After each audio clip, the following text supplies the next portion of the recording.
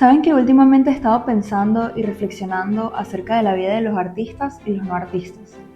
Y me di cuenta de que a pesar de que actualmente hay tantas personas creando, el mismo acto de crear sigue viéndose como algo casual, sigue tratándose como algo casual. Y es que se trata como algo que haces si no tienes más nada profesional que hacer, como si hubieses elegido la opción menos viable o fructífera para tener un futuro exitoso y próspero. Y la verdad es que ya estoy cansada de que a los artistas se nos tome de tal manera, que no se nos tome en serio. Así que en este video les voy a comentar las conclusiones a las que llegué.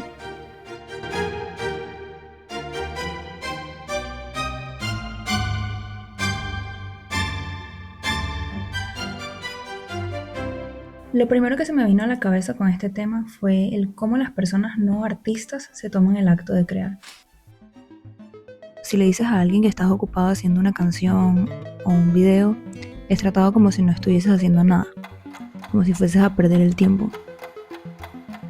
Pero si dices que estás ocupado con trabajo, sin especificar qué, nadie lo cuestiona y piensan que está bien.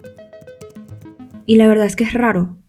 Es como si el valor de lo que hacemos dependiera de si suena serio o no.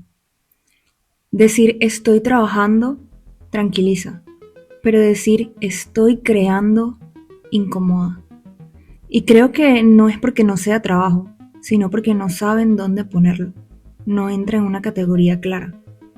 No tiene horario fijo, no tiene resultados inmediatos y no siempre se puede explicar. Cuando hay algo que no se entiende, se suele minimizar, pero que no lo entiendan no significa que no sea real. Otra de las cosas que pensé es que esto no es casual.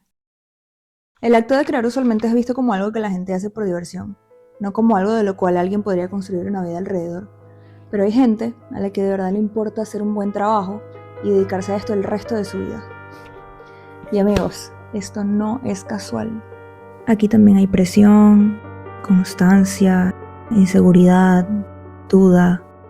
Y claro que aquí no tienes un jefe diciéndote qué hacer todo el tiempo, pero esa es la razón exacta por la cual todo es más difícil, ya que únicamente depende de ti para que todo esto funcione.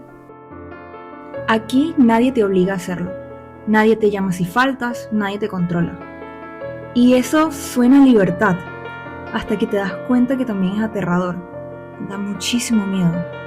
Aquí no hay a quien culpar, si no creas, es tu culpa. Y si creas y no funciona, también.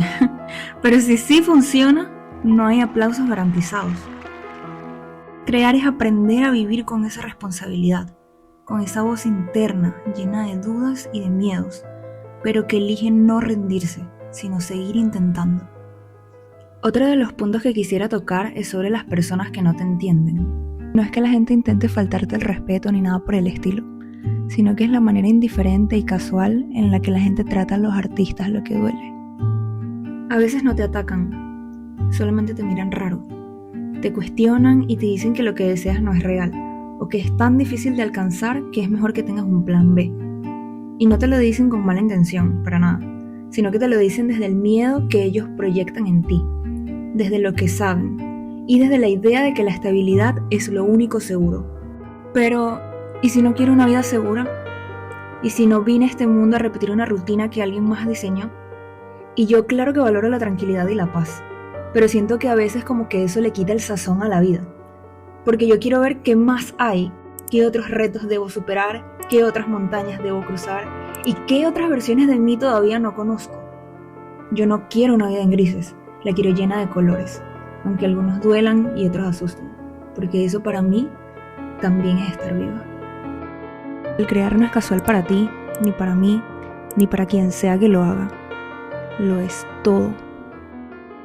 Como último punto a tratar, quisiera animarte a que sigas creando, ya que el arte no es algo que se hace cuando te sobra tiempo, sino que es algo que eliges incluso cuando nadie lo valida. Y no necesitas que otros lo entiendan para que importe, porque tu compromiso con lo que amas ya es en sí una forma de respeto y de amor propio.